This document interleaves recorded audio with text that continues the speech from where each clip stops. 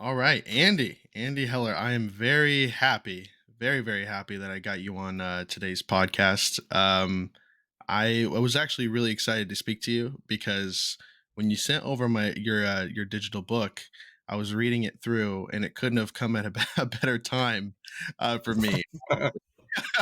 I, Well, awesome. I I don't want to say sorry or I'm happy, but I'm glad that I can be helpful, Father DC. I know, right? It really came at a time where I needed it, though. And interviewing you is a great pleasure of mine. I'm officially a big fan. Thank Um, you.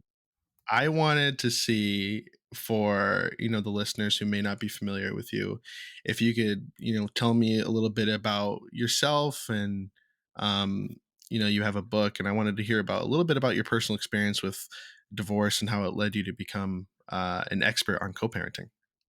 Fantastic. So I'll give you my story in about 2 or 3 minutes, so we can save most of the time for questions that can help your listeners. But Love it. my story will hopefully give some context. So, ladies and gentlemen, I am just a normal businessman. I've run successful businesses. One of my businesses is I teach real estate around the country. I've been an investor since 1990. I wrote two best-selling investment books about 20 years ago, and I swore I would never write another book in my life because it's Mm, it's it's a, it's a real project. Particularly, I'm a perfectionist, so it's just not something that I wanted to ever do again. So right. about 9 years ago, I had myself I have a divorce that was had a lot of speed bumps, like many of us do. And a bit about me, a couple things. When I'm stressed out, I don't sleep a lot, and I take notes. And that's writing notes is kind of my stress management tool. So when my mom was passing away and she was in hospice, I started to write, and my notes evolved into an article that got picked up in 5 newspapers around the country in the Mother's Day after she passed. So I'm going through my divorce and I'm doing the same thing. I'm writing notes. And since I'm not sleeping a lot, I'm reading a lot of books about divorce and helping people out. Right. And my wife at the time, we're getting divorced. We're sitting in a co-parenting session, Father DZ, and the co-parent counselor said, "You guys got a lot of stress going on. You could benefit from a therapist." So I said, "Okay, I don't have a problem with that. I'm open-minded to anything that can help me. I've got the time. I'm not sleeping a lot, but I Yeah. want specifically a therapist who deals with divorced men." So I got some names. I met this lady, and she was amazing. Okay, now one more thing about me is I'm very pragmatic. I'm that guy that's a glass half full, very compromise oriented. I thought that I was in control of my emotions. I've run successful businesses. I make 20 decisions a day. So things would be happening with my ex-wife. I would walk into different sessions. I say, okay, this is what happened, but don't worry. I thought it through, and this is what I'm going to do. And she would Mm, go into therapy, speak, and say, "Well, Andy, it's really good that you've thought it through. You're clearly in touch with your feelings, but you're not going to do that. You're going to do the opposite." right. And I would sit and I would listen. I can give you an example when I'm done, if you'd like to kind of put this into context. It's a co-parenting example. Absolutely. So I was amazed at how many times my gut instincts were wrong. And Mm, what the powerful impression it left me with, Father DC, is the degree to which I was emotionally compromised and unaware of that, and it was affecting my decision making abilities. And it was and that the loser there was myself and my children. yeah. So I recognize, oh my God, we men don't realize how much. And it's not men, all of us getting divorced don't realize the degree to which we're not able to make good decisions. So by this time, I'd read all these books. I looked at my notes. I'm like, oh my God, there's a gap in the divorce book space, and I've got notes that can fill that gap. Now, so in short, most of the books are written by therapists. They're written by divorce attorneys, judges, mediators. I'm none of those things. I'm just a guy who had his own divorce, and so what I began to do is I began to interview these experts. So my book is a compilation of the counsel. So rather than call me an author, I'm the organizer in chief. I organized I and love took it. all this great advice, and I organized it into a best practice manual with 46 different tips and strategies of issues that we are likely to encounter, not just getting divorced, but also most of my counsels around co-parenting. Okay. Right. So it's valuable if you're years after being divorced so that you can land in this a better spot for you and your children. And the last thing I'll say before I pause is that the where I saw the gap is divorce is an experiential journey. And during this journey, you're going to do some things okay, some things good, and a lot of things horribly wrong. And you recognize many of these mistakes in the rearview mirror, but the problem is you need that counsel on day one, not day 300 or 400 or after 3 years. So Oh what yeah. my book does is I take these 46 different situations that you're likely to encounter, most of those, and I arm the divorcee with these tips on day one with the sole purpose of landing in a better spot, and not just for yourself, but more importantly for your children. So that's my story. I love it. I love it. And thank you for doing that, by the way, because I know a lot of people will benefit from that. That's amazing. Andy, could you tell me from because I'm curious as well, and the reason it came at a good time is because you speak about how sometimes your gut instinct was wrong. Yes. In my latest episode, which got released today, I was talking about how things with my co-parent. We when it comes to the love of our child, we do that great. My daughter is nurtured, she's loved, she's cared for. However, it's hard to say that we co-parent very well because Yep. in general we kind of just don't really get along and we aren't on the same page. And like I said, the fundamentals are there. We love our daughter, she's cared for, she's loved. There's no your mom's this or your dad's this. But it's hard because I felt like we were on a just a trajectory that it will never change. And then at the very last second of me recording that episode, I get a message from her mother saying, "Hey, Layla swallowed a magnet, I'm taking her to the hospital." And so I went to the hospital. I saw her mother there, and it was the first time I seen her in probably like a year because we don't. I only see her partner, and we actually spoke to each other cordially, and we kind of sat there and said, I actually would really like to get along at the end of it, and our daughter was fine and everything. And I left that feeling, wow, I was really wrong saying things would never change. I thought it was just like a hopeless situation, and I wanted to ask you, what are some of the misconceptions that people have about co-parenting, and how can they avoid them? And have you ever had a situation where, someone like me is so certain about something, and then, maybe it's just their own personal ego, or I don't know what it was getting in the way of me thinking it would never change? Well, I'm going to be kinder to you. First of all, it's not your ego. It's simply you're coming out of a tsunami. Many of these divorces are coming out of tsunami, and we kind of get mentally stuck in that moment. It's not hopeless, Father Teasy, and to all of you guys and gals that are listening, the good news is it typically gets better. Mm, And one of the reasons I wrote my book is there are steps that you can take to accelerate that process because it is an optimal situation that you can speak to your former spouse and you don't have to go through a third party, or you don't have to avoid topics that are really ideally you want to be talking for the benefit of of your children. So right. um, one of the things I can the takeaways I in these all these interviews I did with these dozens of, of couples that went through their divorce is that everybody's complaining about their former partner. He's complaining Yeah. about her, she's complaining about him. It's so. And the thing that I would say to you, probably one of the most powerful takeaways from my book, is that we divorcees cannot control what our spouse is going to do or not going to do, or former spouse. You can Right. only Right. control yourself.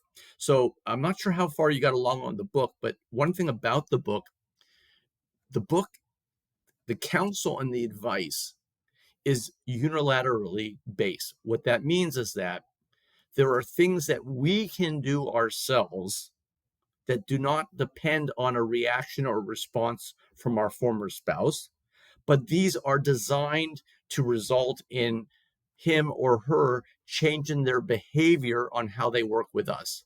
They don't Hmm. all work, they don't always work, but typically a lot of these, if you can change and basically bring this new strategy into how you deal with your co-parent, typically the result will be an improvement. I can give you a great story that does a better job than my explanation. And this was actually the impetus for me writing the book. So I talked Sure. about how I went into with these the therapists, and a lot of times I left with different advice. So this is before I decided to write the book.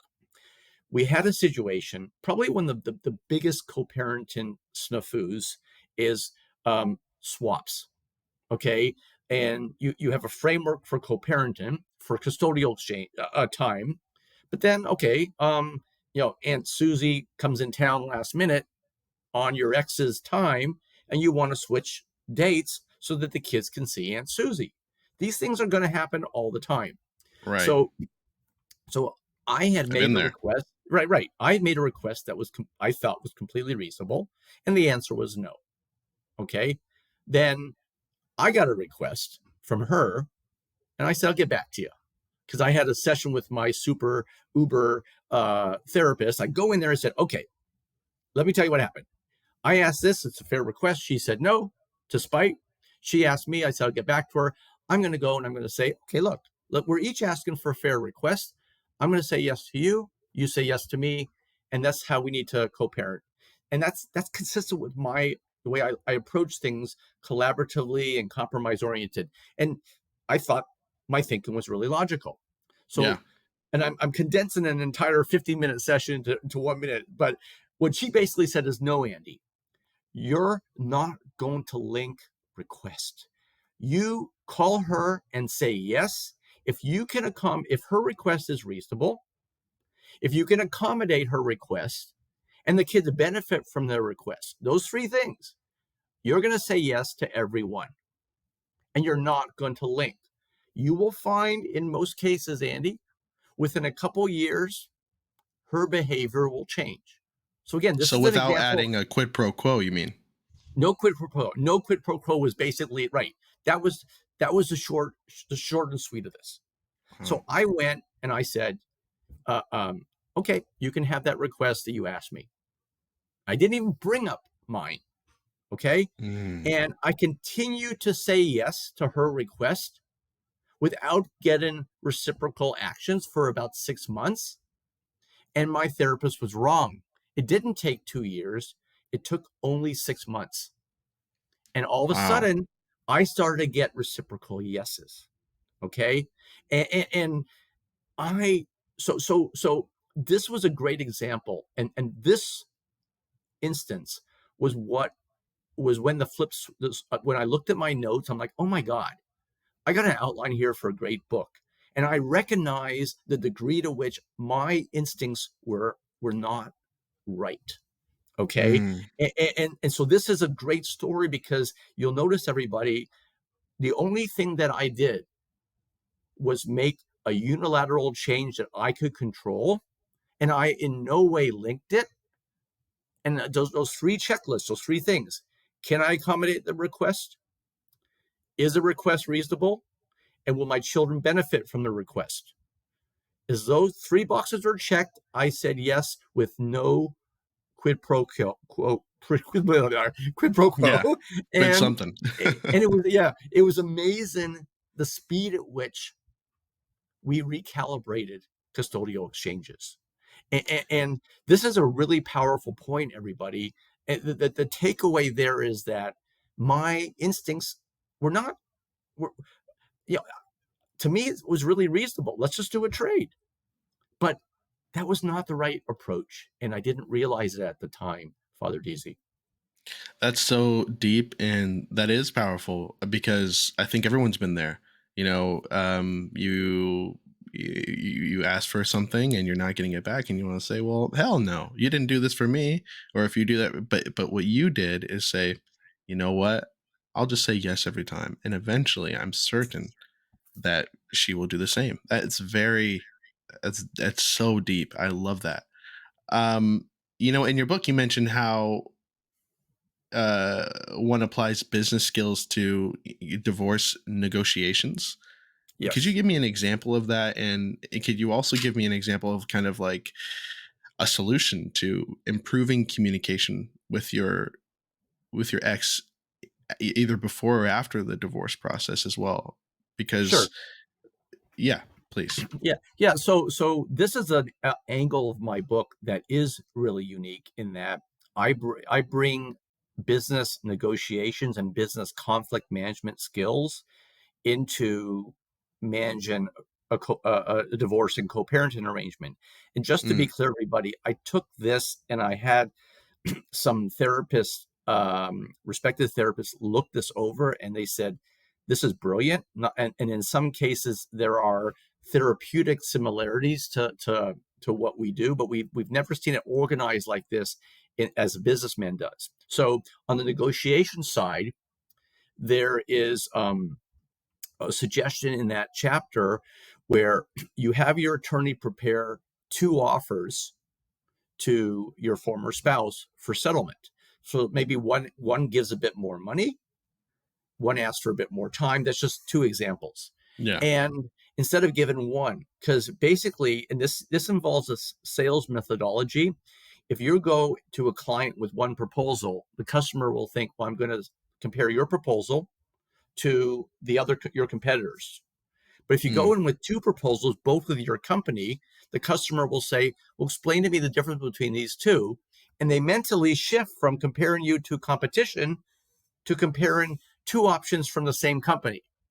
So you ah, take the same approach in wow. divorce.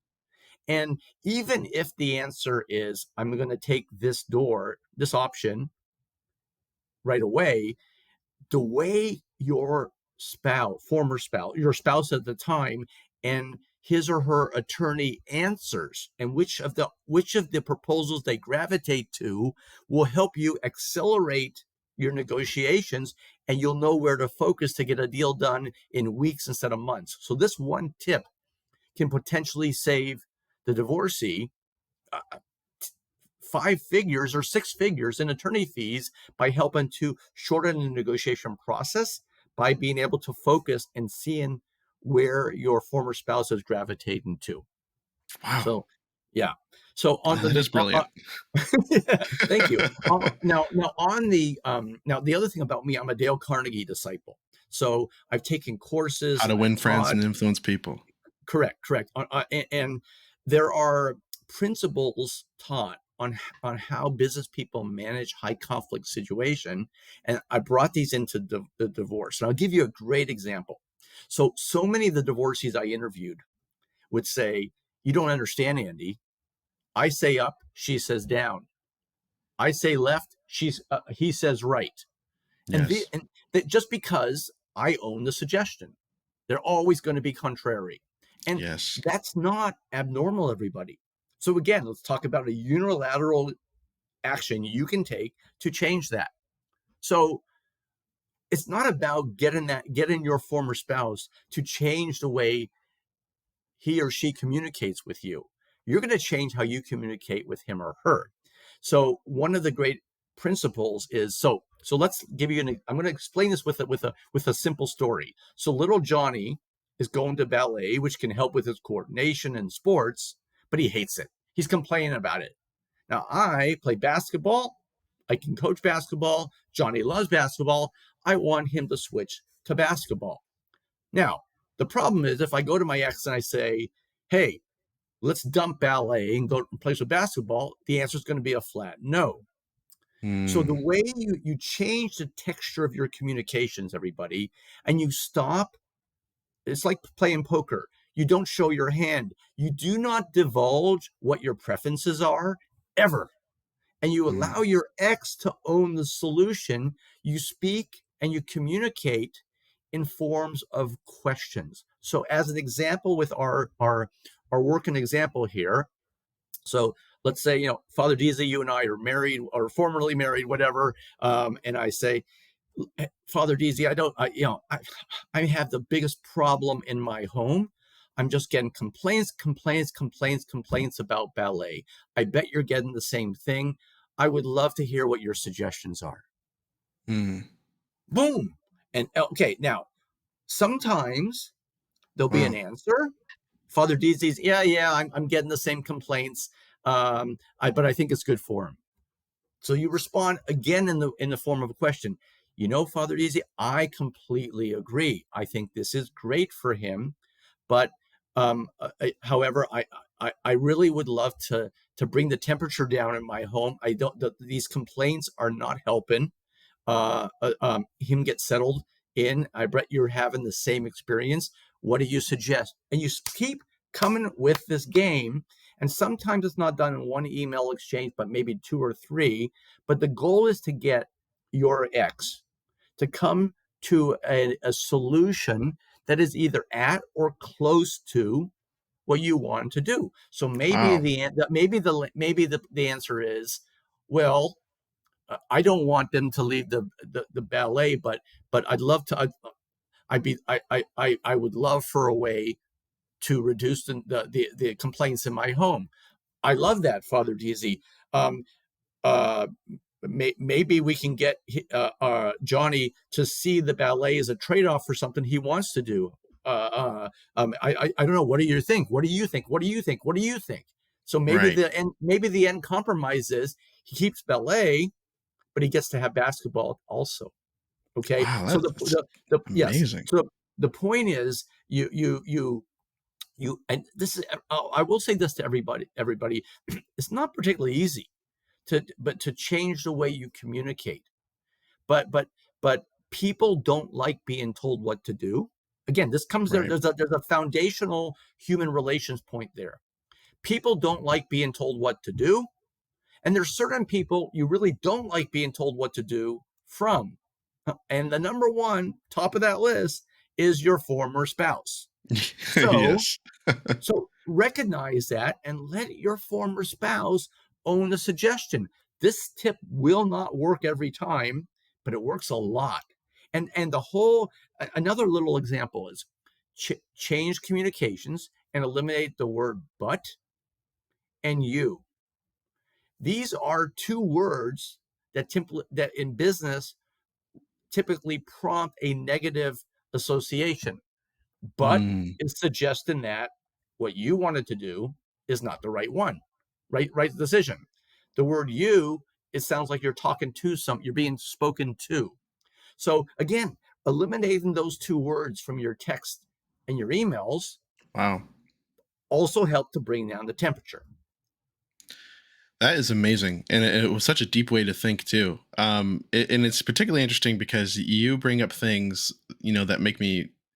You acknowledge things that make me feel like I'm in church. I'm like, yes, preach it. But it's so interesting to think about.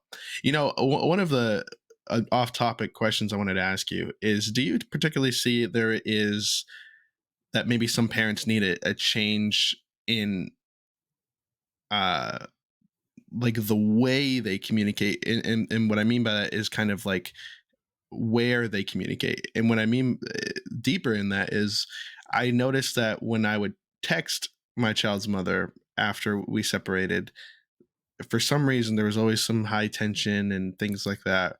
And then we decided, okay, let's talk on this parenting app. So we use a parenting app called Talking Parents, and for some reason, I mean, there's still a little, this and that, but it's better, I don't know the type of thing I'm trying to say, but I think you understand.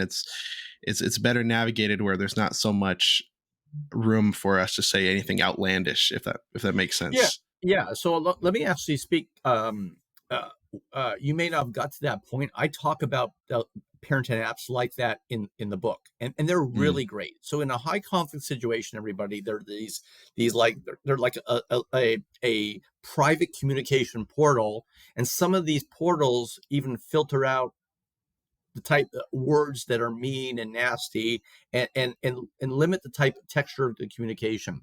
right. There are really good solutions in high conflict divorces, but what I would also say is the ideally you want that to be a stepping stone to be able to pick up the phone and speak.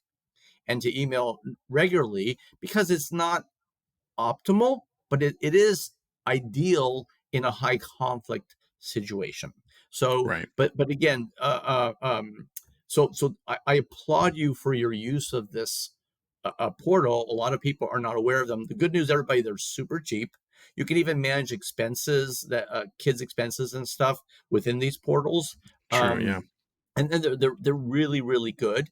I have personal familiarity with a similar one, and we used it for about a year until we were able to start talking. And so, great solution. In a perfect world, it's a stepping stone. Mm. And real quick, one last nugget on that. What I'm curious, what was that stepping stone for you to get off that and say, I think we're mature enough to, pick up the phone with each other, and where there's not so much contention and things like that.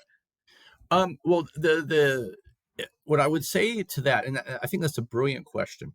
The It's rarely a discussion where um, there's a common discussion with your former spouse that let's move away from this. What you will find is the level of toxic energy and anger and angst just begins to abate over the years, hopefully accelerated because of the steps you're taking in my book and other steps. All right. Absolutely. And you're going to find that you're not using the portal as much anymore because you're able to pick up the phone. And so there will be, in most cases, I find that there's just a natural gravitation away from it. The portal is great, but but you got to be sitting down by a computer or on your phone. You got to take time. It manages things. It's a lot easier to pick up the phone or send a text. Hey, and the portal is not a solution for logistical situations that arise. Like oh, Johnny's like, okay, I got to go to a hospital because my daughter swallowed a magnet. Well, you can't post that in the portal. You need to pick up the phone and say, hey, I'm on my way. Boom. Okay. Exactly. Yeah. So the portal has some limitations. So what I typically find is the simple the gradual improvement that you're experiencing in your ability to communicate and co-parent will naturally create an environment where you don't need the portal any longer. So for me and my former spouse, it was like, hey, we're paying this. I mean, I'm okay as long as we're not nasty to one another. Are you okay to cancel this? And she said, sure. Okay, but Mm. we already had answered that question by the time we had that conversation. Wow. Yeah, that makes complete sense. Absolutely. Do you feel like um that some of the reasons that can get delayed is because I always tell people this. I said it's interesting being a co-parent, because it's something that it's a surreal experience to say, "Hey, we're breaking up because we no longer want to spend another moment together." And it's surreal to say, "Well, now we have to spend the next 18 years together in some fashion." I imagine that, I mean, from the people you've spoken to in the interviews that you've done, do you feel like that's often can be something hard to heal from? Because there's usually some healing process without a child. You can break up, and then you can kind of go about your separate ways. And now with social media, you can block each other. There's so many ways to remove yourself from a person, but being connected by a child for the next 18 years or so, I imagine that can be kind of hard to heal from. I know it has been for me, but I was wondering, what have you learned from other experiences and people you've interviewed? Well, I'm not sure if that's so much a question. I think you answered it perfectly. I think it it it it is a situation that is highly the way I would reply, Father DC, is that it's it's divorce is a highly unnatural situation because there is a you got a girlfriend, you dated, let's say, 2 years, and you don't want to take that next step. You break up. Yeah. All Yeah. right. Yeah, you limit your connections with common friends. It's a very easy thing to control and insulate yourself. Even if you're in pain, it's easier to insulate yourself. It's impossible. to do that in a divorce because you have these kids that will bind you with that person for the rest of your life. Very true. Okay, Yeah. so it's just impossible.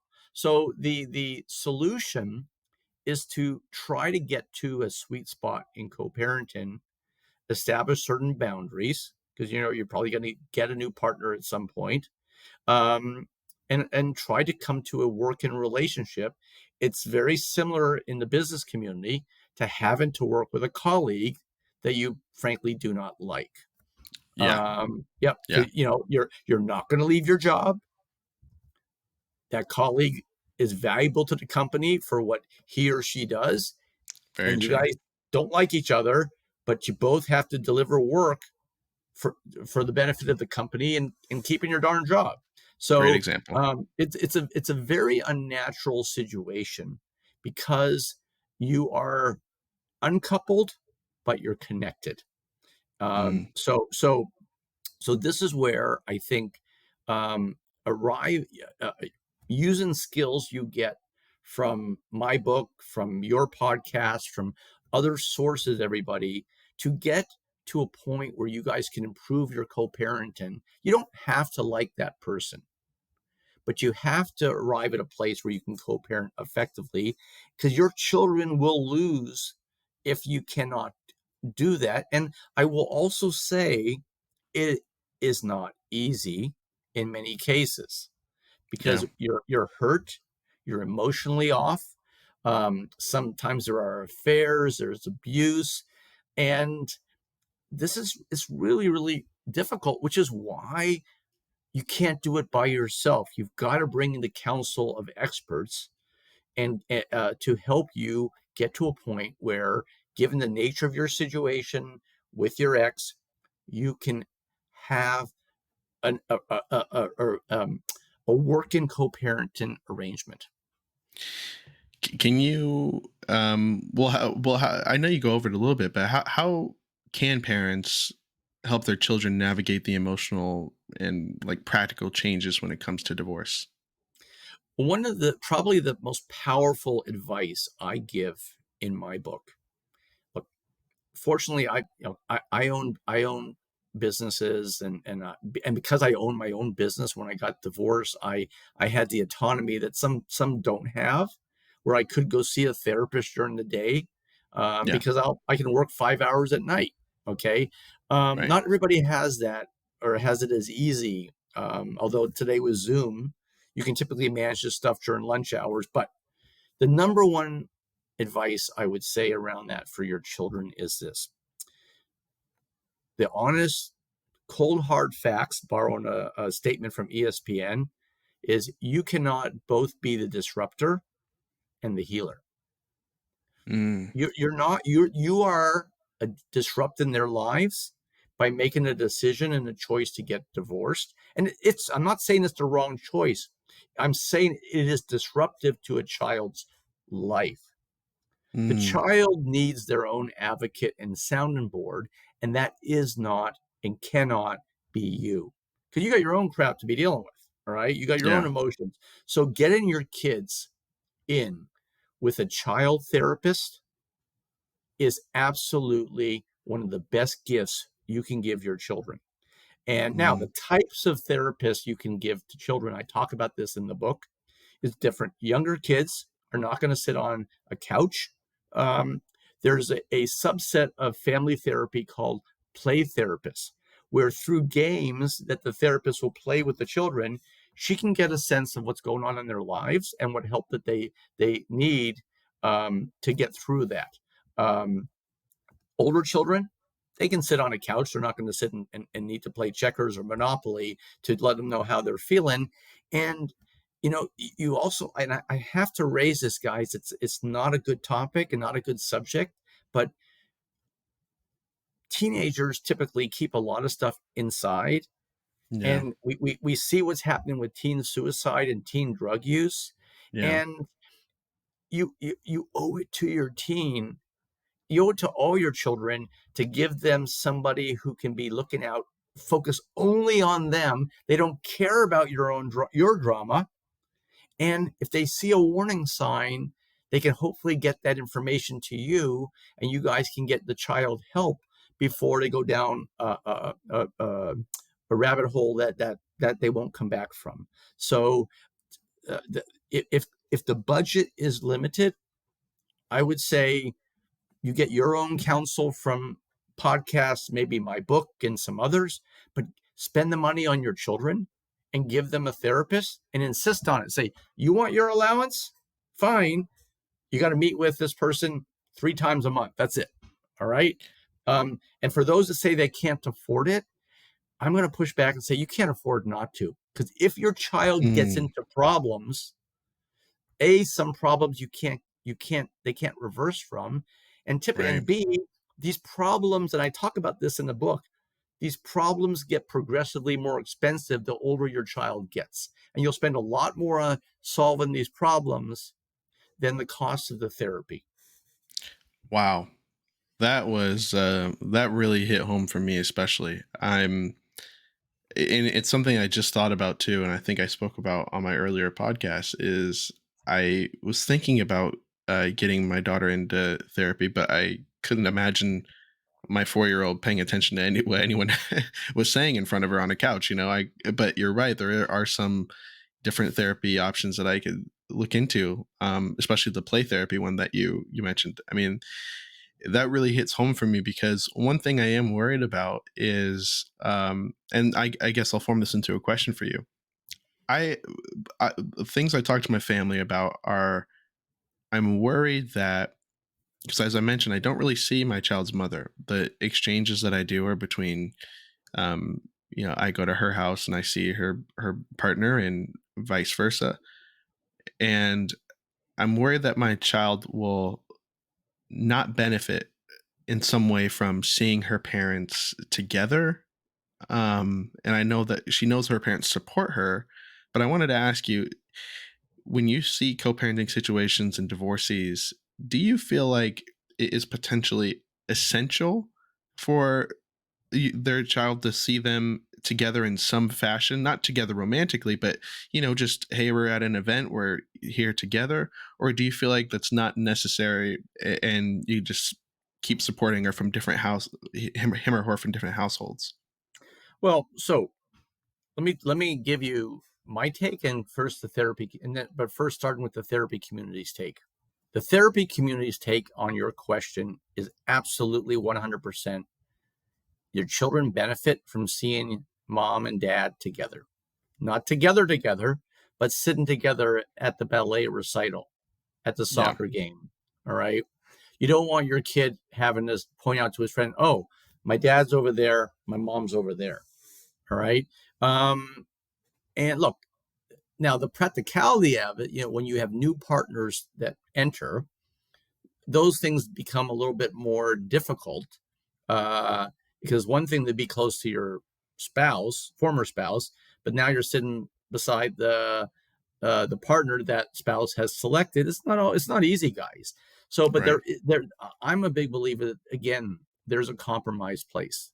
All right, let them see you together sometimes, particularly like graduations and school events. They don't have to see you sitting beside each other all the time. And you sit down with your new partner and you say, look, this, you are the one that I'm committed to, but the therapy community, the advice on what's best for my children is absolutely universal. They want to see mom and dad sitting beside each other, at school and sport and events.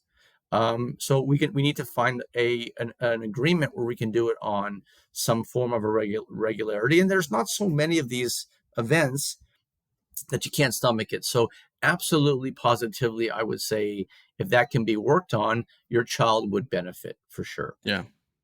All right. Yeah, Yeah. I was always wondering about that because I'm like, well, it gets some, because you're right. Sometimes it is hard, especially with her new partner. And if I get a partner, it's hard to kind of navigate those things and actually be in the same room.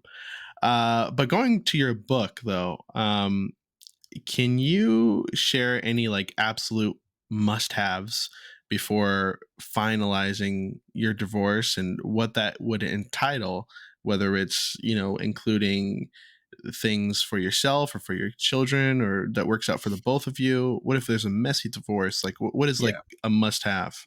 Well, I'm going to give you two. Um, the first is have a co-parenting plan, and a co-parenting plan that has been written by a and approved by a co-parenting coordinator. All Hmm. right. Now, typically you have co-parenting elements sprinkled into a divorce document. I think that is the wrong way to do that. You want to have a specific co-parenting plan that deals with swaps on birthdays, Mother's Day, Father's Day, making sure you've got your child, um, the holidays like Thanksgiving and Christmas, Hanukkah, Kwanzaa, the 3-day weekends, the summer vacations. Okay, Absolutely. what happens when your child wants to date?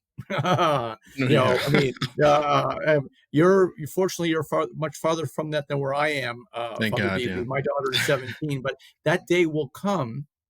Religion. What happens if one spouse is one religion, one spouse is another, one spouse is atheist, one spouse is an observant. So those are the things that belong in a parenting plan and a structure, put in a structure for custodial swaps. What the one of the wisest things our co-parenting coordinator came to us and said was, the MSA is a blueprint. Don't look at it like the Bible or a document that can't be changed, because life will intervene and there will Yeah. be changes you will need. She left us with that understanding. Don't say, "Hey, this is the way it has to be because it's written in the MSA." No, it's okay to vary from that. So the first point is to have a specific parenting plan written with the help of a co-parenting coordinator who will help you think about things that you may be overlooking when your emotions are heightened. Second is something that a lot of people don't do. And this has been something that I've shared in other podcasts, and I've got like holy smoke moments because nobody's thought about this. Typically, in most divorces, there is reach agreement or go to court, and there's Yeah. nothing in the middle. And you simply have to blow it off if you cannot reach agreement and there cannot be an accommodation. And that can be really, really frustrating. There is actually a midpoint that many people don't think about. It's called a special master. The problem with a co parenting coordinator is his or her rulings are not obligatory.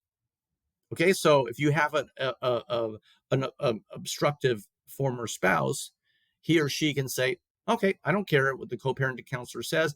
My answer is no," and then you're stuck, and that's really frustrating. Or the issue doesn't warrant going to court. Mm. And I'm going to bring in a Dale Carnegie human relations principle at the end of this.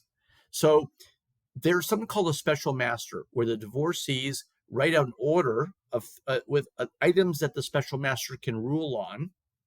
They give this to the special master, and the special master's ruling or decision is binding. And so, in other words, you can solve issues for a couple $100 instead of 20,000 when they arrive, because you've inserted a special master and you both agreed to this in advance, and you've given that special master an order of things he or she can rule on. Now, you might say, well, my ex is not going to agree to that because he or she is this, that, this, or that. Hmm. Dale Carnegie human relations principle. The people rarely see themselves as being obstructive or manipulative. They see you being that way. And the more Wow. manipulative and obstructive a person, the more he or she reflects that upon you, not upon themselves. So you'll be surprised how accommodating he or she might be, because they're going to look at this as like, oh, this is a great way for me to control you. And you're looking at it like, you don't need it for me. I'm the one that's reasonable. I need it for you. So you'd be surprised. Yeah. You'd be surprised.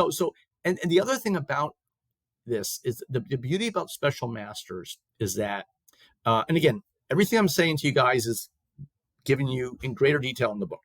But the beauty about this is it's a pay as you use situation.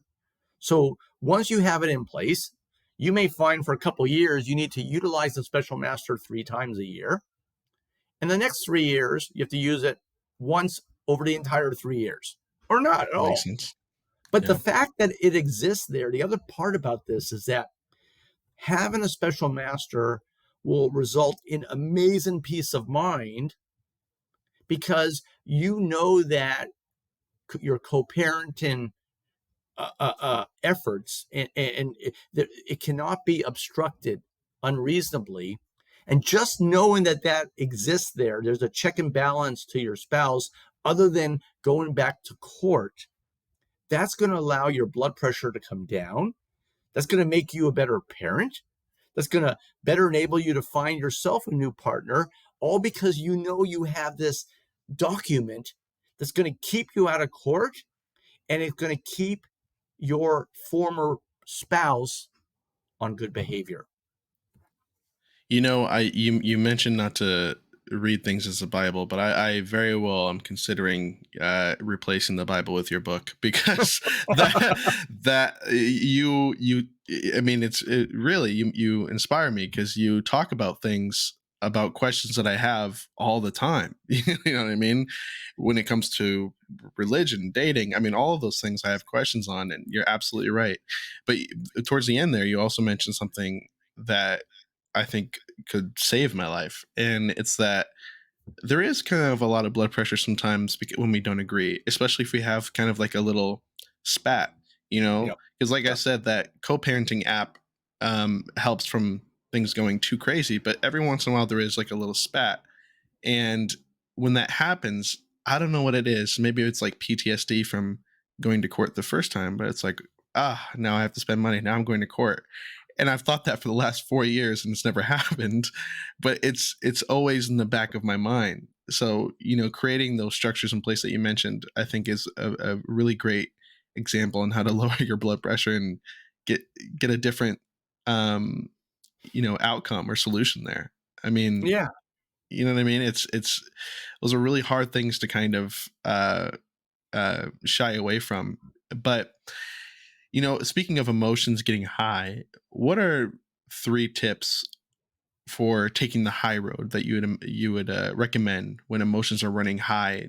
During a divorce and sometimes potentially after.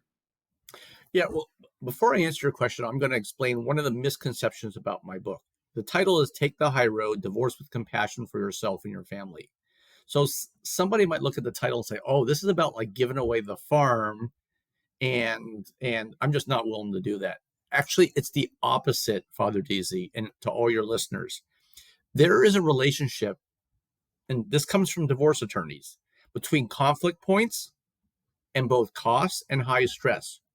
The Mm, fewer conflict points you have, the less money you're spending on attorney fees, and the lower your stress. So, is actually taking the high road will save you money and bring your stress down if you're only fighting about 2 or 3 things a year instead of 30 or 40. Okay. right. Now, to answer your question about things you actually I got off the question. Repeat the question for me. Well, no worries. You were spitting the gospel. Yeah. What are some tips that you'd recommend for taking the high road when emotions All right. are running high? Okay. Either during or after a divorce. Yeah. Right. One of them is a business tool I talk about in one of my chapters using the time card. This involves when things arise, put them into 2 buckets. Logistical, you have to answer him or her now, Mm, or you can wait a week or so. By pushing them down the road, A, with children, a lot of issues solve themselves, so you don't even have to talk about it. And B, you make better decisions if you give yourself time. So it's a business tool called the time card. So that's one thing.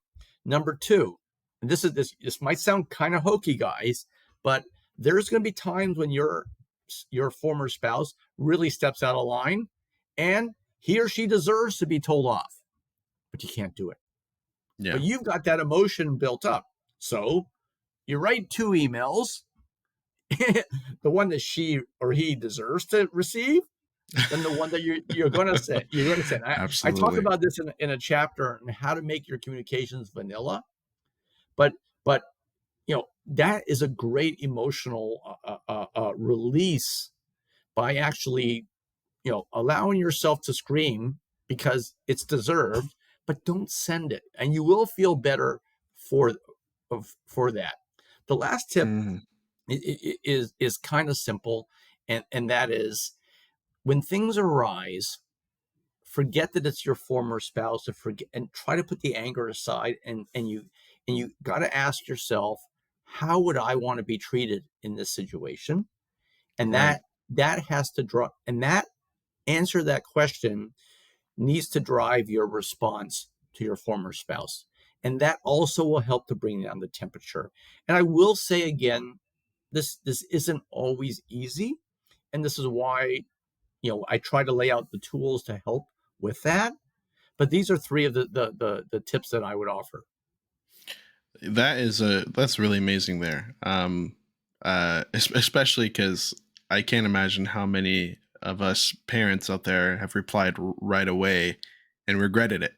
When if just waiting, maybe you thought of. I mean, first of all, how many people in general just thought of a different response maybe 2 days later that they should have said? Yeah, So yeah. you're, The time card is one of the most powerful business tools. We human beings make better decisions when we have time to emotionally process things. yeah. And particularly in divorce, punting and dealing with things a week later that don't have to be replied to at that time, you're going to have better responses, make better decisions, communicate better, and that's going to have an exponential benefit on your co-parenting relationship. I gotta ask you have you had any you have a daughter who's 17. Have you had any experience of I think one of the uncomfortable things that I'm going through is I do allow we allow when our daughter's not here, we call her from the other home, right? And while my daughter was on the phone with her mom and her partner, he referred to himself as Dada, and it took me off guard, and that is a time where I waited and I consulted literally everyone, my friends, my dad, my grandparents, and I said, I don't know how to respond to this. And my friends were saying, even if you did tell her, there's what would really change. There's nothing that would happen. And I told her very respectfully. I said, hey, I'm a little uncomfortable. I'm not a all respect to anyone but I'm a 50-50 dad. Like, I'm in her life. I don't have her one day out of the year, or one, I'm in her life, and I'm dada, right? I felt uncomfortable. And she said it was a somewhat polite response, but it was basically like, hey, he's been in her life for 2 years. If she chooses to call him dada and blah blah, I think I'm going. But basically it was kind of, it is what it is. And I felt still uncomfortable and defensive about it. It's one thing accepting a new someone in my child's life, but when terms of endearment get called, like such as dad or mom, have you had any experience with that, and with all the people you've interviewed, or personal experience, and how someone can go through that and kind of take the high road in that situation? Yeah, well, I'm going to give a great example. When my former wife and I'm coaching my son at soccer, and I Hmm. don't know much. I didn't really follow her dating histories so much, but I know one of the first early boyfriends was a British guy, and he gives my son a soccer ball. I'm like, what the hell are you doing giving my son a soccer ball? Who are you? I know, yeah, you're just trying to win points with my former wife, but I I'm pretty sure this was a therapy session at the time. Yeah. Um, it really wasn't an easy thing to see because that's my space. I'm the soccer dad, not him. Right. I teach him. I Right. coach the team. I kick the ball with him, not him. And but I can't control it. Terms of endearment are different. So my advice on your situation is, this is a great topic for a co-parenting session to ask if we can involve a co-parenting counselor This would involve face to face, and this may result in improving things because really it has to be addressed with a co-parent counselor.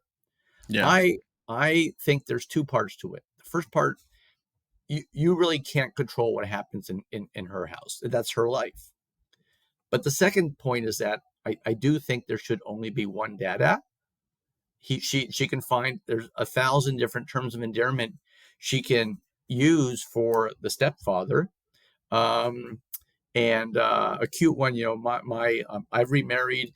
I have a lovely stepdaughter, and she's actually an adult but doesn't drive, and she Hmm. calls me I'm Duber, Daddy Uber, because I'm driving her all the place. So I there love it. are so that's my lovely terms of endearment, and so I actually think a you can't control what happens in her home, and as long as your daughter is safe in that environment, that has to be paramount. That being Right. said, I agree, and it's hurtful to hear that. And you are an involved father, all right, and you are her dad. So there are so many other beautiful and loving titles that this gentleman can have that don't walk on your space. So I would say this would be a topic. Now, I would not address this myself. I think this needs to be done with a third party, and the right Right. person is a co-parent counselor. It's definitely worthy of addressing. Thank you. Yeah. I will. And keeping on track with the high road though, what is your best advice for staying on track and not veering off the high road path? Especially when it comes to spouses and not trying to. I mean, you mentioned I shouldn't bring it up myself. Bring it up with a counselor.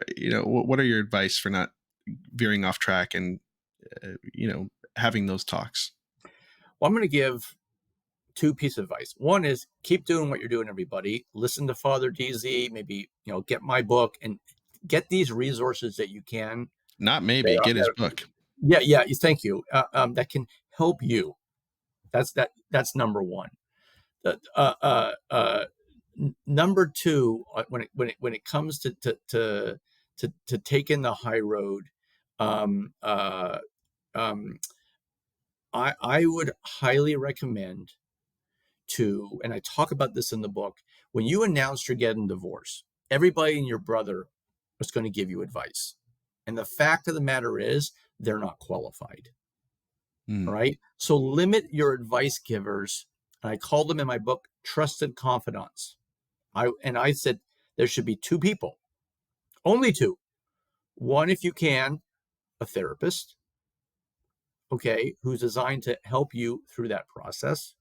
And right. two is that find one person who's gone through a divorce, maybe ideally a challenging divorce, and landed in a place where he or she has a divorce clearly in the rearview mirror, and you see the life that that person's living, and it's a good life, and they're co-parenting effectively with their ex.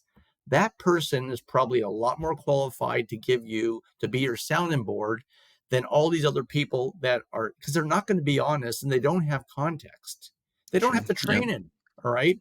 And frankly, they're on your side. You don't want that. And that's why the therapist is the number one person, because the therapist, well, you might be paying his or her bill. The therapist is looking at the situation objectively, and the therapist has seen the situation dozens of times before, and the therapist has training on what's the right decision, not just for yourself and your former spouse, but for your children. So Mm, my short summary after my long-winded answer is limit your counsel to one or two people who are qualified to be your sounding boards. And that's going to help get rid of the white noise and give you clarity on what the right decisions are for you to make as these issues arise, and they will arise. mm. I love that. Absolutely. And when trying to navigate, different counseling and arrangements within divorce and co-parenting, I wanted to ask you a question about kids transitioning into both homes. How do parents navigate that as well? For instance, my daughter is someone who, for the most part, her whole life has always been 1 week on, 1 week off at different, but I remember a brief instance when I was younger and my parents got divorced when I was like 16 or whatever, 15. Um, I actually didn't like going back and forth. I felt it was kind of annoying. And how should parents navigate that when maybe their kids are being frustrated with transitioning between household to household? Okay, I'm going to try to do this in 1 or 2 minutes because this is actually, I think, two chapters. Mm, Today, there is a lot of different ways this can look. What I will say, there is no right or wrong way. There is the way that works best for you and your former spouse, and more importantly, for your children. There can also be dynamics. You take if one or both spouse travels on business. If let's say your day job is a restaurant, so you're not available a lot of evenings, you might need to be a very modified custodial structure that gives you more afternoon time. Okay, mm, but uh, um, it I'm a big believer in having longer lengths of time so that there is less swapping. We've used what's called a 5-5-2: 5 days followed by 5 days, followed by 2 days, followed by 5 days, followed by 5 days, followed by 2 days. Some do week on, week off. There's a school of thought in the therapy community that the younger the children are, they should not they need to see their parents more frequently, so they need to have more exchanges. They don't want to go a week without seeing the kids. The flip side of that is that that's not that's difficult. Okay, so I don't believe there's a right or wrong answer. I think the bigger picture is that the kids get to see both parents regularly, and you work out a structure where there's quality time that works, that reacts to whatever the parents' jobs are. And one of the things I talk about, funny, I just did a Facebook Live message about this to my Facebook group about the importance of geography and trying to be close, like within 5 or 10 minutes of where your former partner lives, and that's going to make it easier on these swaps. And also, it's not going to make it's going to you don't want to be that parent where you are a half an hour 45 minutes away from all of the friends and the birthday parties and the soccer right, practices, right. because you're eventually going to lose custodial time because you're going to be the inconvenient parent. So Absolutely. addressing the logistics of geography is really important. There is a new it's a fairly creative custodial solution that where there is a common home where the child stays in all the time, and the parents go to separate places or their non-custodial apartment, so the child Mm, never moves. Now that's not always manageable because, like, I want to put a picture up of me and my new girlfriend, but right. if I'm going to share this apartment with my ex-wife, that's not going to be something that she's going to want. So that is happening in some communities. It's a fairly new structure where the child stays in a family home, I've and heard of that. Yeah. the parents are inconvenienced. So there's lots of different solutions. I think the big picture point is um, the kids need to see the parents regularly, whether that's week on, week off, or 5-5-2.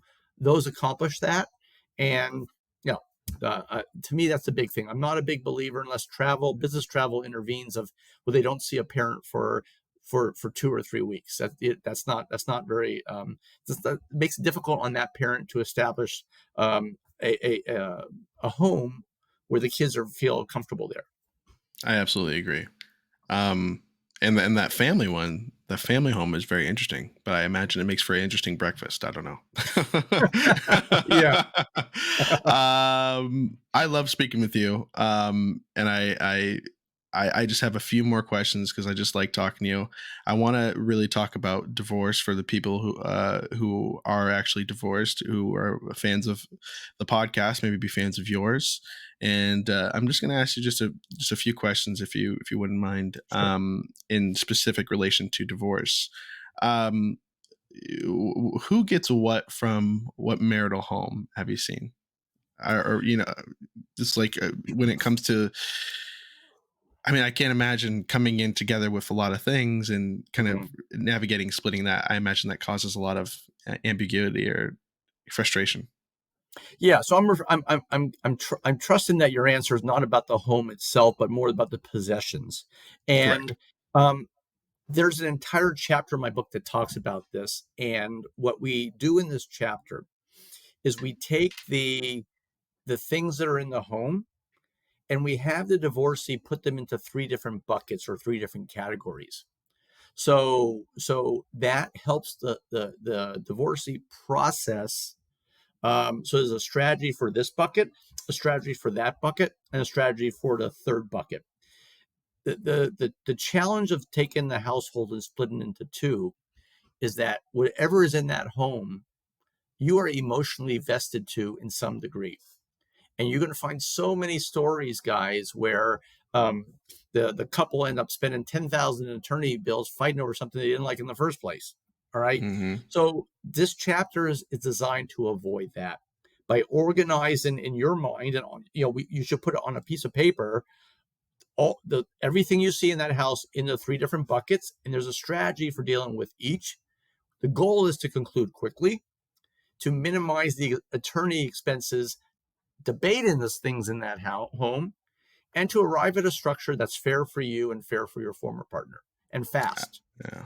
How common is the litigated like divorce structure, and what are like the typical drawbacks of it? Well, most divorces are litigated in that they involve an attorney, but only about 5% plus or minus a couple points actually land in front of a court. Okay. Mm, So in the pre-divorce chapter, I talk about the different structures you can have for your divorce. I'm really fond of what's called a kitchen table divorce, where you have representation, but you try to agree to as many things as you can, and then you put them on the agreement page. Then you have a disagreement page that has three or four things. All right. Then you take these to an attorney and say, we agree on all these things. We don't agree on these things on this page, and we need your help to arrive at a solution on this. So, ah, and the kitchen table divorce can there's it is a category, and there can be many variations to how and the level of discussions that occur with your former spouse and how involved or not involved the attorneys are. But the goal here, guys, is to arrive at a settlement without going in front of a judge, yet still having the counsel of an attorney that helps you make sure you don't do something that you regret. Okay, so there's collaborative divorce, litigated divorces, and sub variation. There's mediated divorces, and kitchen tables can eventually go to mediation. Kitchen tables can end up in front of a judge, but they typically don't, and they really help you to conserve expenses. absolutely, absolutely. I feel like taking your time and decision making when it comes to divorce is really important too. Yeah, making Yeah, yeah, sure. yeah. Uh,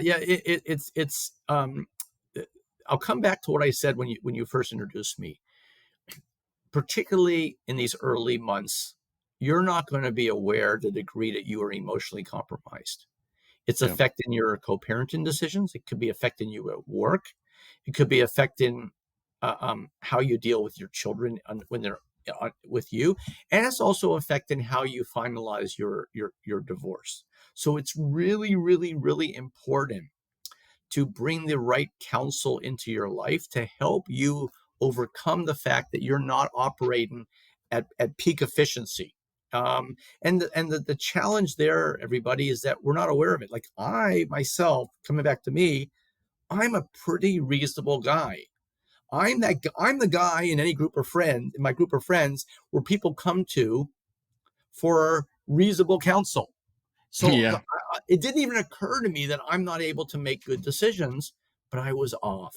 And so we all can be, we're all human, and recognizing that, and bringing the right people into your life, taking time, like you say there, Father DZ, this can help you make better decisions when it's not easy to make good decisions. Are divorces often something where, I'm not talking like often, are they often times where it's a mutual discussion, or can you explain the process of initiating a divorce petition and how to serve it to your spouse? Sure. Um, Divorces are typically today, I think most divorces are not a surprise and they're discussed. Okay. But there is a point where the divorce papers have to be served. Okay. There are some times when one of the two spouses, I'm done, and I'm going to send a surprise. I don't really recommend that. Um, Right. because that's going to start off the texture of your separation, if that's what you are certain you want to do. It's likely to become a lot more expensive that way. All right. So it's much better that this is not a surprise. It's discussed, but you got to go and serve papers, and that means somebody will come to where the spouse lives or works and delivers the divorce papers and hand it to that person. That they can say, I gave it to that person, so he or she cannot claim that they didn't get it. That's the whole purpose of being served. It's really over. Mm. Unfortunately, I think it's an overcomplication, but it's just a fact of how things are done today. I'm a big believer in sit down and just say, look, it's not working for me. We've tried therapy, or we haven't tried. I'm just at a point where I'm absolutely want to end our relationship. How can we do this in a manner that puts our kids first and doesn't completely blow up our ability to communicate and co-parent? That, I imagine that's extremely important. yeah. Um, is it also important, like the discovery stage of divorce, uh, like the process of that and what impact it will have on your like financial outcomes is, you know what I mean? Yeah, yeah, and this is something a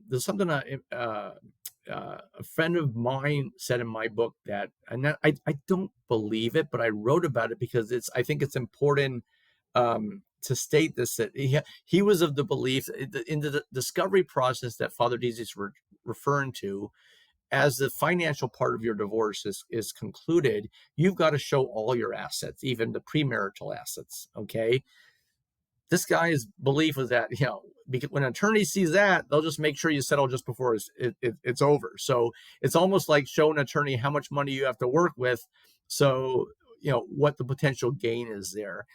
I Yeah. think that if you have a good attorney, and there's so many good divorce attorneys, they don't all operate that way. But the problem is that if you can't control the attorney that's selected by your former spouse, so they Yeah. might have a bad attorney who's like, I'm going to milk this thing. So the discovery stage does require uh, um, showing, but this is actually comes back to, remember that tip I talked about giving two settlement offers. All right. Yeah. Yeah. I in And the then again, it's like it's not where you're picking between one or another company. You're picking between the yep. same company, two different offers. Yeah. And in that chapter, I also talk about, if you're the one who has more of the income, then in the settlement offer, to put a bonus for quick settlement. And you can frame it as such as that, let's say you're divorcing Susie. Susie, look, we got two choices here. It's really simple. We can fight and give this bucket of money to your attorney and to my attorney, and they'll take that money. All right. And we can end up hating each other. Or here's my thought. I'm going to give you X thousand of dollars as a bonus outside of our whatever support we agree to and the other parts, so long as we're done in 2 weeks and our cumulative attorney bills are less than X number, 20 or 10 or $15,000, whatever that number Wow. is. I'm going to give that money to you that you can use to restart your life. I'd rather give it to you than the children. Now, this might sound, oh, I don't want to do her any favor. No, no, no, no, you're not doing that. So I'm just going to play with numbers. Instead of giving two attorneys 300,000, give the money to the mother or the father of your children so they can use it for your kids. And that's really a better use of that money. So It's brilliant. yeah, yeah, yeah. So the financial disclosures is something, it's really good that you brought that up. It's something that is required for, as far as I know, in all 50 states and 13 provinces. It's required, but there's ways to address that, get in front of that and go into your former spouse and saying, or your spouse at the time and saying, look, let's keep this money in the family instead of giving it to attorneys. Here's my thought. Here's a quick settlement bonus. And you tie it to the being done in 2 weeks or 4 weeks, and Mm, having cumulative legal bills that are less than this number in order to activate that bonus. Once you pass that, bonus is off. So I think that's brilliant. yeah, That yeah. makes a lot So of sense. yeah, and this is actually one of the tips in my book that I'm getting some really great traction on and response. It's and it works, guys. It works a lot, and it's everybody wins with that. And Well, it's smart. yeah, and it's smart. Most good attorneys are are fine with that. They'd rather do a great job helping you settle fast and conserve your funds so that you can send them 5 or 6 more clients after. Most good attorneys are like that, but again, not all are. So that way, a bonus offer like that will be a way for you to speak to your former spouse, not your attorney. Absolutely. I think that's really, really smart and something that everyone should keep in mind. And I took a lot of your time today, but I just have a couple more quick questions in relation to your book. Some things I just thought about. Page 47, and it reads, "The Need for Speed." What is that about?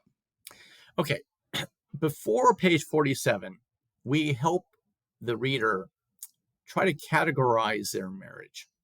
Okay, is my marriage broken? Is my marriage stale? All right. So at this point, you've determined that your marriage is broken.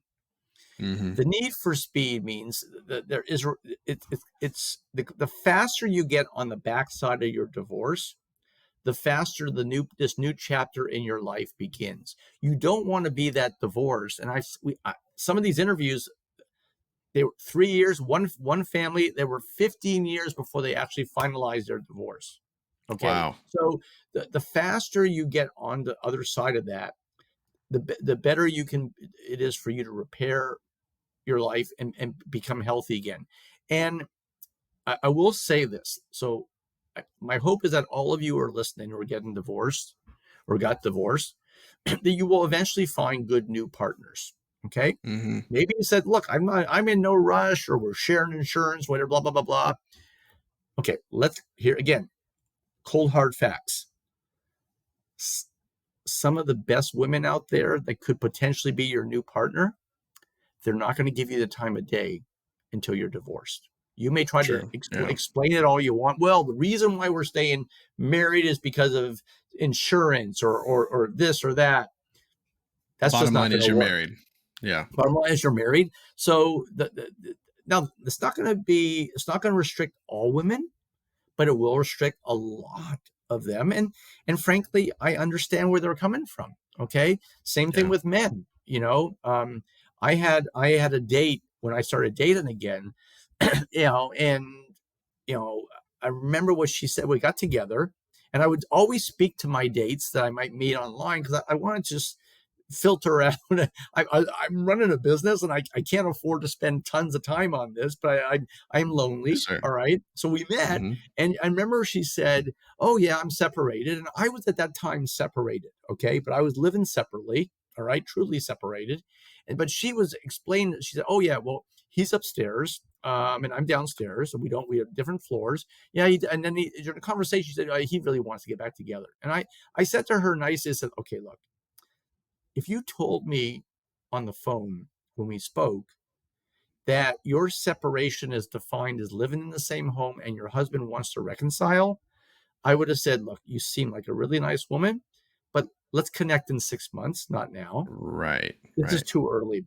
My point here, everybody, is that the need for speed is about once you've made the decision to get divorced and that's the right path for you, you want to be that story that gets it done in months, not years. Right. Absolutely. And why is that, by the way? Why do people drag? Because I see that in movies all the time too. And personally, I've never been divorced myself, but why do people drag their feet with not pulling the trigger on divorce? Not signing the papers. What's the main There, reason for that?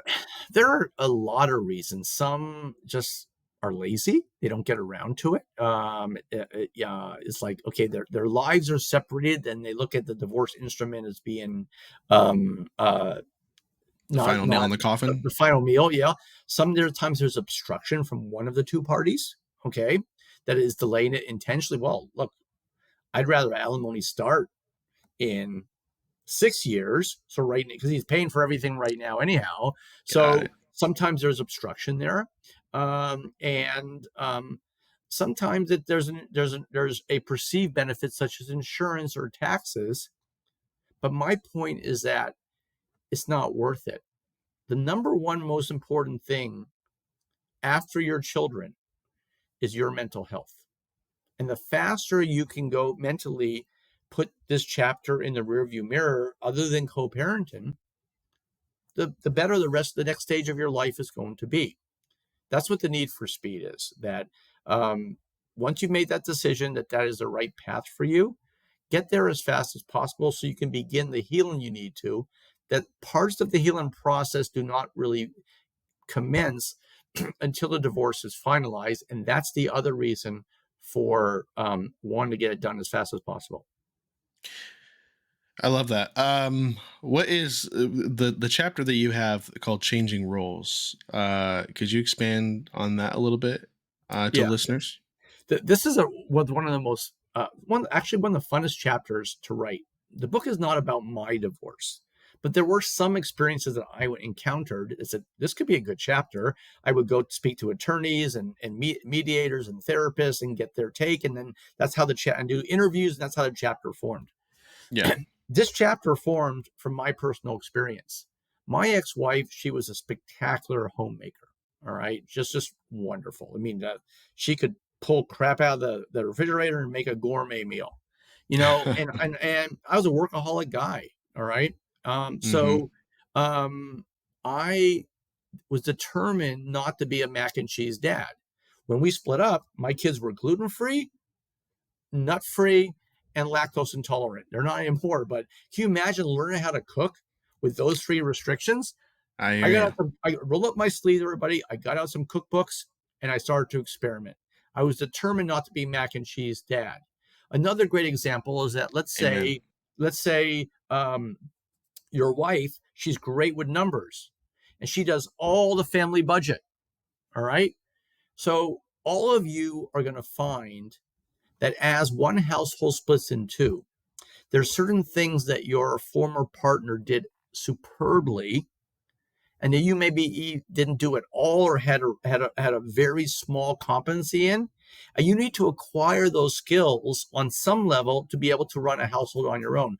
A great example that affects a lot of um, uh, households where one spouse works and one spouse doesn't. All right, you have a stay-at-home dad or a stay-at-home mom. Is the spouse that works tends to be left involved in arranging play dates and school activities. They don't know the doctors as well. Well, Yeah. guess what? Yeah. You need you need to take an inventory assessment of everything your spouse does that you don't have a competency in and start Hmm. working on. That's what I mean about changing roles. And the solution there, everybody, is recognizing and coming up with that list of things that you got to acquire competency in, and then coming up with a plan in each. I talk about in the book, um, going to meet with, calling your accountant and saying, "Look, my wife, she's amazing with numbers. We're splitting up. Will you give me an hour of your time and help me with balancing a budget and maintaining a family household budget? I need some basic advice." All right. Go and take in a cooking course. All right, calling these parents and saying, hey, look, we're splitting up, but um, I want to have you guys over for dinner so you can see me parenting on my own. We can get to know each other, because not just going to be my former husband. I was working, and now I'm going to be working and being a primary caregiver. I want you to get to know Right. me too. So the beauty about most of these things in changing roles, it's not a difficult process to acquire that competency, but recognizing you need to is really important. Absolutely. Which is so true, by the way, because after we split up, I'm like, I have no idea what her doctor's name is. We just always go, and I resonate with you on mac and cheese, Dad. I'm like, I refuse. I'm going to try my best to learn how to cook, and ordering HelloFresh and things like that, and putting it all together. So yeah, I That's completely agree fine. with you. And that's a Yeah. great solution if that's in your budget. Yeah. So, and the other thing that these steps do, everybody, is they bring the stress level down, Hmm. because you recognize you're not dependent upon your former partner. You can handle these things on your own. Okay. So, all right. Absolutely. So it might be a situation where your former partner still takes the kids on 75 or 80% of the doctor visits, but you know the doctors. If there's an emergency on your watch, you know what to do. You don't have to call your former spouse first. Mm, absolutely. Oh, you have made me so happy. Really. I mean, it's nice talking to you. Um what how, what it is a single father podcast, and I'd be remiss if I didn't ask you, what are some advice that you may have for newly singles getting back into the dating scene? And please, you have to assure me, single fathers are at least more common than people give them credit for, right? Right, right. Well, clearly, I mean, I wrote the book. I'm a man, and my book is intended to be unisex. But I'm a guy, and I cannot escape the fact I put trousers on in the morning. Right. So I have a couple big pieces of advice here, guys. Again, these are a couple chapters in the book. One was um, don't rush. Don't rush. Uh, I call it in one of the first version of the chapter. The publisher made me change the title, but I don't mind saying it. I called it bromance and womance before romance. I like What I it. mean, yeah, I loved it. But so work on your network of friends, because you may be lonely and romantically, you miss the romance and even the intimacy in your life. That's Mm, really natural, but you may not recognize, at least with the intimacy, the romance part, you're not ready for it. So one of the advice I give in that chapter is, um, so what was recommended there is, so let's say you're a guy, call people in your world and say, look, um, I'm splitting up with Susie, and we tried, but I'm splitting up. I'm not quite ready to date yet, but I'd like to be introduced to friends of yours that you might know, ideally other divorced men who've gone through the process, so they speak my language, and they've landed in places that are really good. So there's an example in that chapter where this one dad did that, and he had a whole new network. All right, so he wasn't ready to start dating yet, but by the time he was ready, he had a whole bunch of new friends.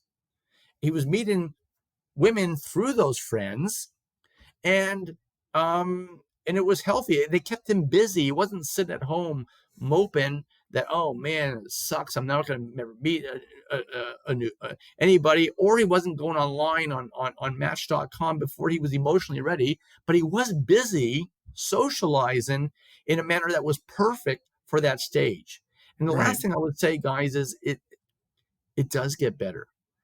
I Yeah. talk about in the book, divorce is a marathon, not a sprint. And over time, it'll be easier for you to date. It'll be easier for you to emotionally welcome somebody into your life. Um, and just keeping yourself busy in those initial months of separation, putting new things in, take a bowl, join a bowling team, join a cooking class. These are things that can bring social elements into your life that don't yet have to be dating. And You may be surprised that dating will come from this because of somebody you're meeting, because of these things you're taking in and inserting when you really weren't ready to date. Absolutely. I love that. Any quick thoughts on dating, with a child and introducing a new partner to your child? Well, yeah. Well, the first thing with a child, I would say, an entire chapter I deal with when's the right time to introduce. Okay, Yeah. and the advice I give in my book is that if you see yourself with that person 2 years in the future, and you've been with that person at least 6 months, it's okay for your kids to meet them. Mm, Okay. love it. But I'm a big believer in both of those two boxes being checked off before the kids meet your new partner. Absolutely. Absolutely. I agree with that. So where can people find your book? Where can people purchase your book? And what are some final thoughts that you want people to take away from your book? Sure. Um, in terms of the easiest thing to do on my book, everybody, is to go to Amazon.com. I'd love a review. Is Take the High Road: Divorce with Compassion for Yourself and Your Family. We have a website, www.takethehighroaddivorce.com. So those are the easiest ways to get the book and stay engaged. My big picture message, I'm going to kind of repeat what I said earlier. My title infers it's about, well, just compromise everywhere and give the farm away. And that's the attitude to take. That's not what my book is saying. My book is saying is that the fewer things you have to fight about, the more money you're going to save, the lower your stress, and the healthier you and your children will be on the back end, which is where you want to go. And it's not easy to take the high road. It's not easy to always make these right decisions. And my advice would be, besides getting my book, is to continue to attend podcasts like this and to recognize that I'm going to do the self help things that I need to help me land in that spot where I can be a great parent to that, to my children or child, and that eventually I can go and find a new partner. I love that. I really do. I really do. Andy Heller, this has been not only cathartic but informative. I mean, I mean it. I was really moved by everything you said, and it's interesting speaking with you because as you were speaking, you kept bringing up things that I often thought about. That you answered all my questions in a way where I feel like, oh, I'm healed now. I can move forward. Well, I well, thank you. I'm humbled. What I would say is, I feel like I'm going to talk to you for another 2 hours. If you want to have me back, I'd love to. I'd love for you to be Um, back. Clearly, as a man, and I probably align very well with your audience. There's few things that you men are not going through that I didn't go through, and that's why I wrote the book. And I think the last thing I would say to all of you is that I'm not I'm not somebody on a book tour. I'm not. This isn't my. I'm. This isn't my job. I have a great career. I wrote this book because I had these experiences. This is an 8-year project I worked on this, guys. I wrote it that if I have the counsel that can help 100, 200,000 men and women get through this process easier, and it can be a really painful process, then it's my pay it forward time. And so this is why I wrote the book, Father DZ. And I applaud all of you for seeking out podcasts like this and mechanisms and tools to help you, because it's I think, to me, that's the first step, recognizing I need to have another voice beside my own to help Yeah. make sure I'm making the right decision. So I applaud you all. I'll come back anytime you want, and I'll say to you guys, it will get better, but again, taking certain steps can accelerate the process, which is why I'm here. Oh man, you make me feel good. I think everyone's having that sigh of relief that that we listened to something that really helped them. So thank you so much, Andy. My Um, pleasure. My I, pleasure. I will include I'll include a link in the description of this episode with your book, so everyone can share in this experience with me.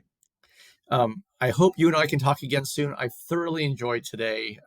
Anytime, happy back. Thank you, Andy. I'll talk to you very soon. And hey, thank you for being a guest on the Single Father podcast. Happy New Year, everybody. Bye bye, Andy. All right, guys. That was an amazing experience. I loved it. Andy is just what can I say about Andy? He's amazing. Speaking with him seriously and genuinely, he brought up everything that I wanted to know, hear, and get explained within his book and just about life in general. He really did help me. Um, Please go follow Andy Heller. Go to his book, download his book, share his book, read his book. I really feel like it helped me with a lot of things that maybe I'm currently going through, or just um, I don't know, what can I say? I'm kind of blown away by that conversation. I really am. Guys, thank you so much for being here and listening to the Single Father podcast. I'm your host, Kendall Donaker, aka Father DZ. Please go like, subscribe, and share this episode and the show in general. If you like the episode, if you're just here for Andy, I hope you guys can tune around and leave a review and follow us on social media at Single Father Podcast on Instagram, Facebook, YouTube, TikTok. I hope we can have you guys' support. Our website that we just launched is the singlefatherpodcast.ventpack.org. It'll be in the link in this description. Thank you guys so much for just joining me today and sharing in this really cathartic experience that I had with Andy Heller. And I will definitely hope that he comes back on the podcast again. This has been amazing. What more can I say? We usually go into the segment where we do mailbag, where I answer fan questions. However, we did go a little overboard this episode, so I'll save all of your questions. I'll do a double one next episode. Remember, we have a Patreon. If you want to become a patron of the podcast and support the podcast in any way, shape, or form, go to patreon.com/the Single Father Podcast, and you can join in some of our tiers that we have. We have 3 different tiers. Some of them require having voting power on different topics that we discuss. Some of them are just get Patreon shout outs. And some of them's some really cool stuff, like including to our Facebook group, our private Facebook group that we have, where we just support each other. All right, guys, that's it. Thank you so much. Let me know what you thought of the episode. And until next time, I'm Father DZ. Thank you for letting me vent with you. Bye bye.